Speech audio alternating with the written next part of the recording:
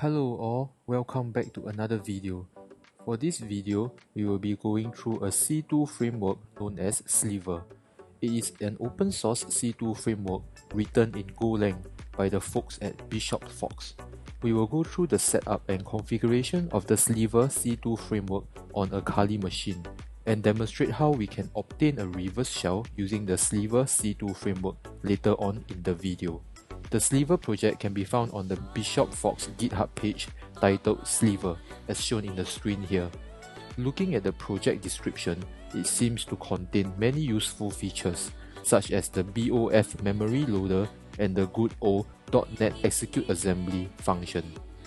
There is also a wiki page on Sliver which provides setup instructions. I would say it is pretty well guided and documented. You can simply follow the instructions over here to get started. There is a beginner's guide which explains the concept of C2 and the terms such as implant, beacon, stage, and many others. It is highly recommended to read through this to have a better understanding of the Sliver C2 framework. Looking at various articles, such as the one shown over here, the Sliver C2 framework is said to be used by many threat actors. This article here provides quite a detailed walkthrough of the Sliver C2 framework. It also provides references on which threat actors were observed to be leveraging the Sliver C2 framework. It is highly recommended to give this article a read through. The link to the article will be provided in the video's description, so be sure to check it out. Another article over here by VMware on the Sliver C2 framework. This is another good read. All of these useful references shown on the Sliver C2 framework will be in the video's description, so be sure to check them all out. Alright, let's get started now. Let's hop over to our Kali machine. The installation is pretty simple and straightforward. Since the Sliver C2 framework is already in Kali's repository, we can simply do a apt get install Sliver directly. This should install both the Sliver server and the Sliver client. Let's fire up the Sliver server first. We will need to create a new operator's profile. This will output a configuration file that can be imported later on by a Sliver client. Let's name our operator Gemini, and we will also need to import the server IP address. Awesome, the config file is now created. Let's hop over to another Kali console and launch the Sliver client binary. This console will also be where we are going to work from. Let's use the import flag and import the newly created configuration file. This config file is equivalent to authentication onto the Sliver server endpoint.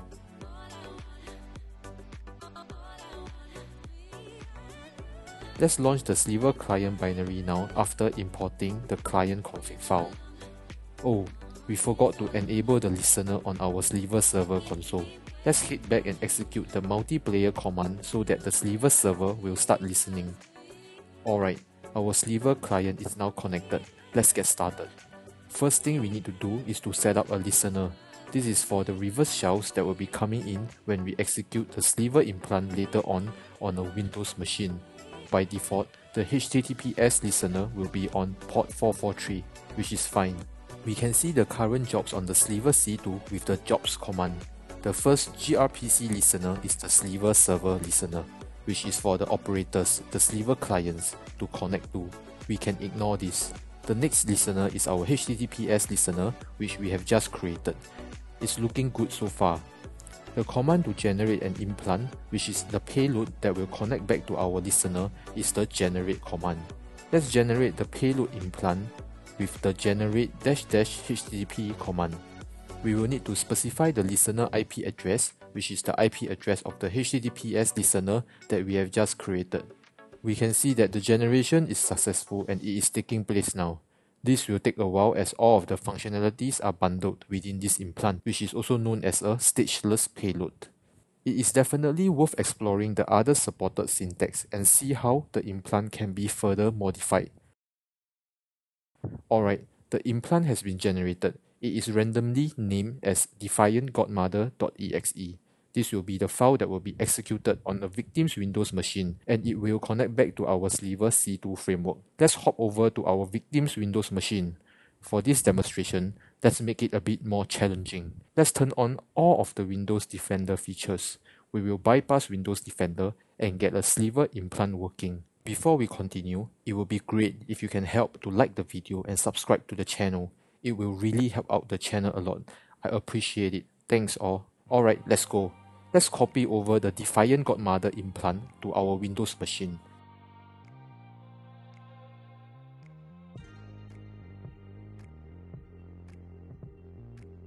As expected, Windows Defender was able to detect and delete the file shortly after. Obviously, any open source C2 framework will definitely not work out of the box anymore. Now, let's use the awesome tool Fowlers PE Loader that we have previously showcased in another video for the Windows Defender bypass. The link to the previous video will be in the video's description. Basically, in the previous video, we showcased how we can set up and compile this tool and use it to bypass Windows Defender and execute Mimikatz as well as a Meterpreter reverse shell. After the video got published, Windows Defender was quick to implement detection for this tool.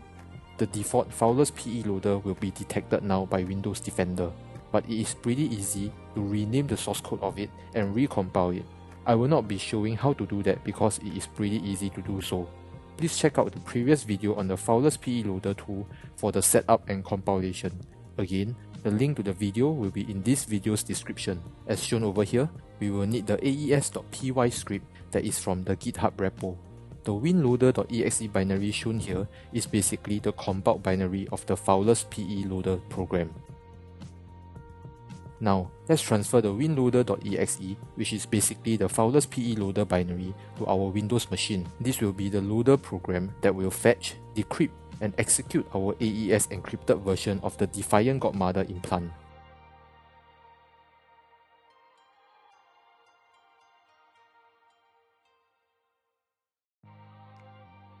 Let's start up a web server on our Kali to host the files.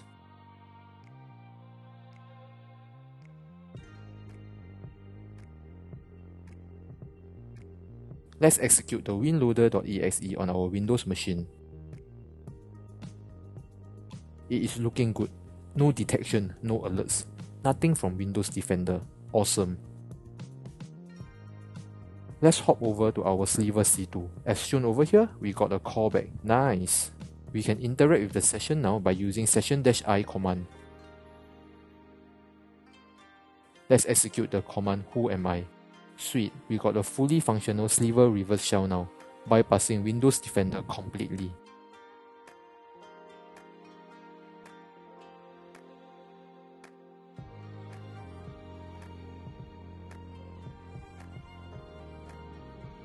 There are a ton of commands and built-in functionalities in the Sliver C2 framework. Obviously, I won't be going through all of them. It is highly recommended to explore them yourself. Let's do a screenshot for a simple demo. It's looking good. No detections, no alerts, nothing from Windows Defender. Let's check out the screenshot and see if it was captured successfully. Great, it really worked.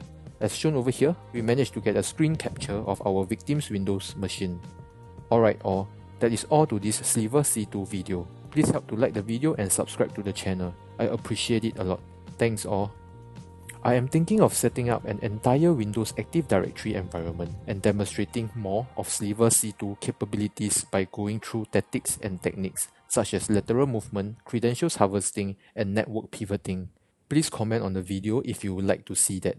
If there is enough support and appreciation, I will take the time to make the videos for it. Also, I have created some interesting looking t-shirt designs that are available on my Redbubble shop. Feel free to check them out to show some support. The link to the shop will be in the video's description.